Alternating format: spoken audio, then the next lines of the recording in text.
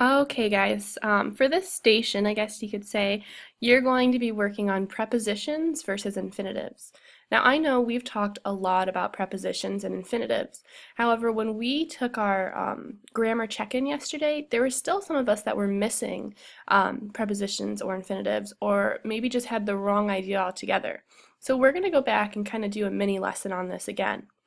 With your papers, it's front and back, and you're going to be doing some examples with me based off of this video, and then you're going to do one side of the paper on your own as kind of a checkpoint to see kind of where we're at in our learning.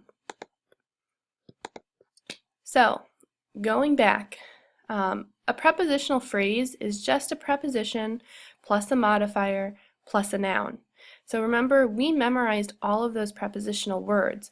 Those had to do with location of a noun. So that could be words like on, above, below, for, from. All of those are prepositions. And if you have a hard time remembering your prepositions, then you need to go back and analyze your cheat sheet and really look at that first page in that section. Okay? Those words aren't going to change. You really need to know those words. That way you can notice and kind of quickly see those prepositional phrases.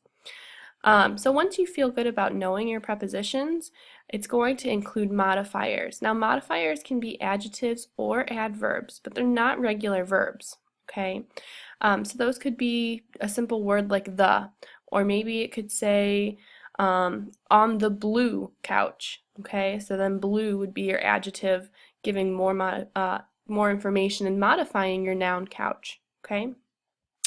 And then finally, a noun has to come in it as well. Now, another name for this would be object of a preposition, and that's the way that we learned it and talked about it. But if that word is throwing you off, think of it just as a noun.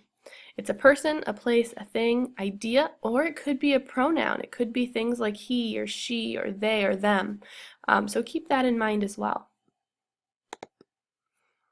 Okay, so we're going to take a look at this example, and what we're going to do is go through and we are going to highlight any of our prepositional phrases. So if you don't have a highlighter yet, go grab a highlighter, pause this video, and come right back. Okay? Alright, so we should have our highlighter at this point. So go to the side where it's talking about or starts off by saying over the long weekend. Okay? I'm going to read this passage in its entirety first, and then we're going to go through and really find any prepositional phrase that we see. So over the long weekend, Miss Renfro decided to go snowboarding. To ensure she did not embarrass herself in front of her students at Alpine Valley, she drove 3 hours to Mad River Mountain in Zanesville, Ohio. Thankfully, the temperature was mild and the slopes were filled with fresh powder. It was the perfect day for her to learn rails. On her first run, she fell and hit her head on an icy patch. If she hadn't been wearing a helmet, she would have cracked her skull open. After a long break, she tried again with her friend. In the end, she decided to stick to green slopes. So I'm going to start right at the beginning. So I'm going to start right in this section. Over the long weekend, Miss Renfro decided to go snowboarding. So if I'm looking at this, I'm going to instantly see a preposition sticking out at me, and hopefully you can see it as well. The word over is definitely a preposition, okay? That's going to be talking about a position, and I'm also going to follow that pattern that I was looking at on this slide, a preposition plus a modifier plus a noun. So if I'm following that same format, I know that this is a preposition, so I'm going to highlight that. I know that the is a modifier, and not only that, but long is also a modifier here, okay?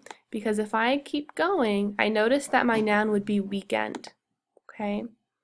Maybe I'll highlight this in orange to tell a little bit better. Okay, so I have over the long weekend, so I can see that my preposition is over. The long would be my modifier here, and then weekend is going to go ahead and act as my noun. Now if I continue on, I know that the word to is a preposition as well, but we know that this can be a really tricky one, because if you see the word to, you should kind of be thinking of two different things. One, you should be thinking, okay, this could be a prepositional phrase, or two, this could be an infinitive phrase. Okay, now remember our infinitives are the words to plus a verb.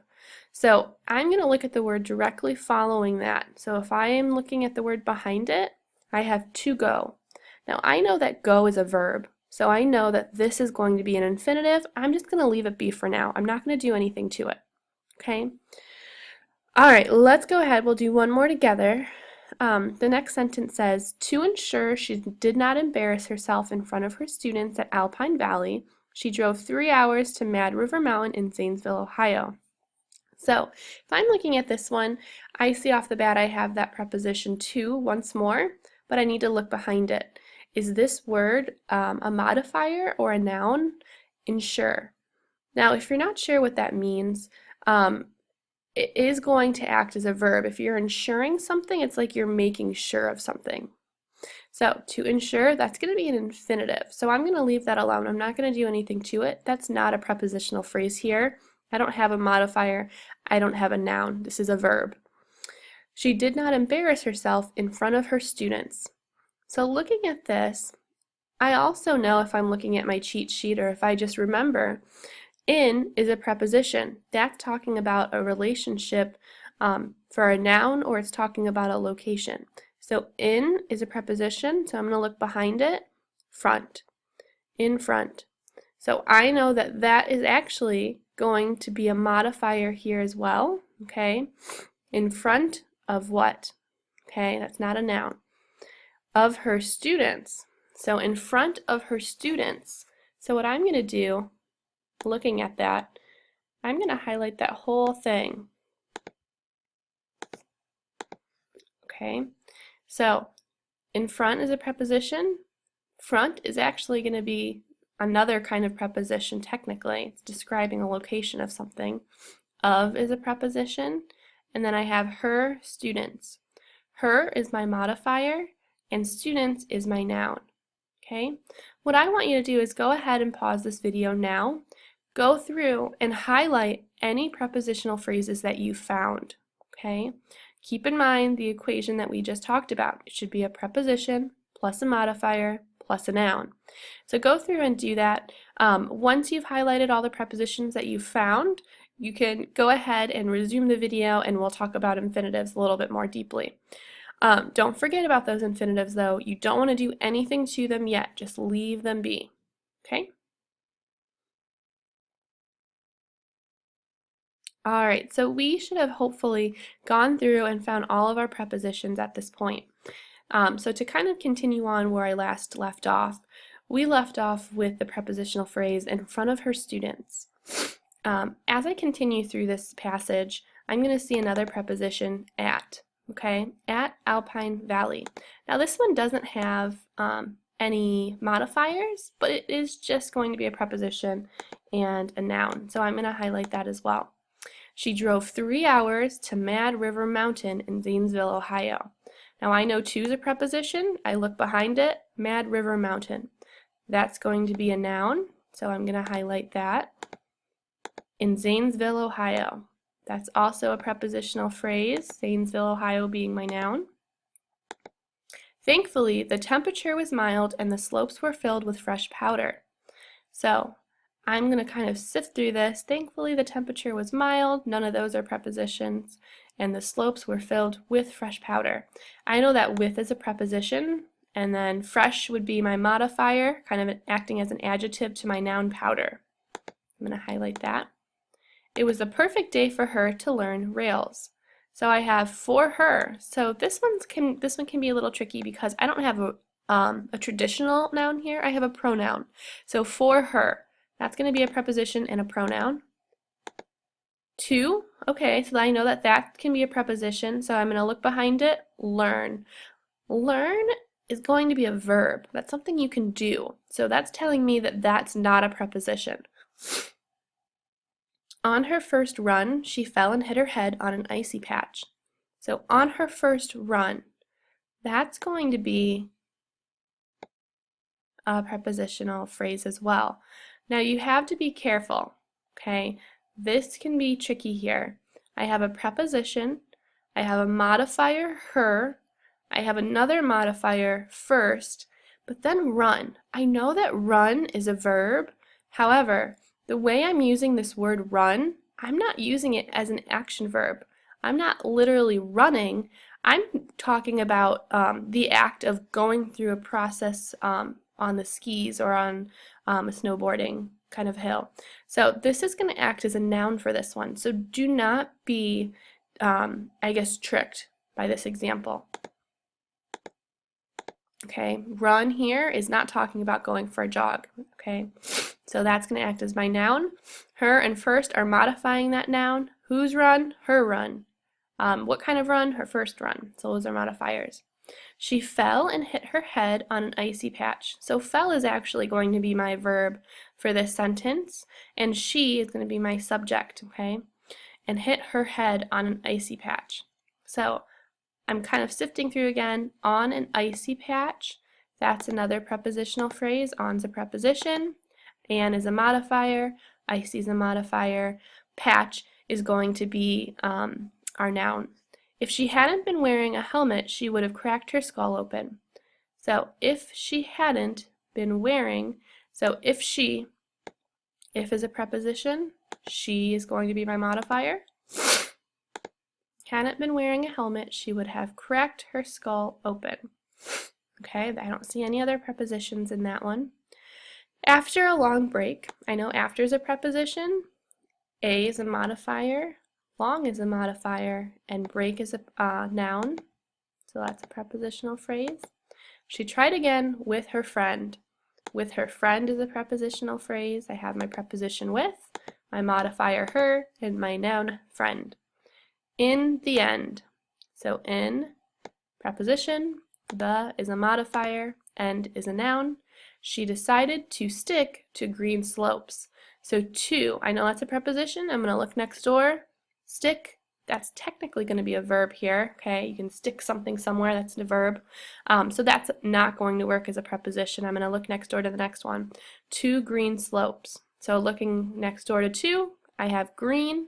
Green, I know, is not going to be a verb. That's not something you can do. That's going to be a modifier to the word slopes. Okay, it's giving more information about the slopes. What kind of slopes were they? They're green slopes. Okay, so your paper should look a little something like this. Make sure you've gone through and you've highlighted those prepositions for me. Next, we're going to talk a little bit more about those infinitives, okay? Now, we kind of touched on that already, so I'm not going to spend too much time talking about the logistics of it, but literally, you're just looking for the word to and then a verb, okay? So ask yourself, is it something you can do, or is it a verb that we remembered and memorized, okay? So it looks like a preposition, but it's not because it's followed by a verb. There's no modifier, there's no noun. So over the long weekend, Miss Renfro decided to go snowboarding. To ensure she did not embarrass herself in front of her students at Alpine Valley, she drove 3 hours to Mad River Mountain in Zanesville, Ohio. It was a perfect day for her to learn rails. In the end, she decided to stick to green slopes. Okay, so if we're looking back at the same passage, this time around we're going to be putting brackets around any infinitives found. So you just need a pencil for this one. Over the long weekend, Miss Renfro decided to go snowboarding. Looking at this, I'm just literally scanning for the word to and then looking to see what's behind it. So I see I have the word to over here. To go. I know that to is going to be a preposition. That's what I'm looking for. I'm looking for that word to. And then go. Go is definitely going to be a verb. So I'm going to go ahead and put brackets. And you know what? I'll put kind of a traditional bracket because I think that's probably how you guys will do it. There we go. So, I put it too far. To go. That's all we're doing. Okay? Just the infinitive. We're not really focusing on the infinitive phrase yet. So, to go. The next one, to ensure. I have the word to looking behind me. That's a verb. All right, go ahead and go through and put brackets around any other infinitives that you found in the passage. Go ahead and you can pause the video now and then double check yourself after trying on your own. Okay, so at this point we should have found any infinitives. I'm going to just kind of read through our passage and see which other ones we had here. She did not embarrass herself in front of her students at Alpine Valley. She drove 3 hours to, okay, so I'm going to look next door, to Mad River Mountain. Now that's not a verb, that's a noun, that's going to be a place, so I'm going to leave that be. in Zanesfield, Ohio. It was the perfect day for her to learn rails. So I